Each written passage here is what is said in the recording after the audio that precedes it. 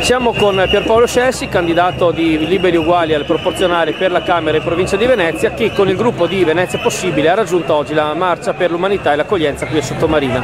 Quali sono le motivazioni che vi hanno spinto a esserci e cosa vi aspettate da questa manifestazione? No, l'importante di essere oggi è il dare una diversa comunicazione, un diverso significato alla parola accoglienza.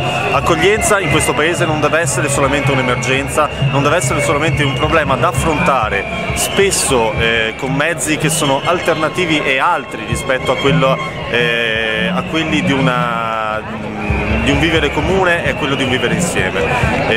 Il concetto e il percorso d'accoglienza che noi proponiamo è un percorso che vada ad essere lontanissimo da quello formato dalle grandi strutture, dai CAS.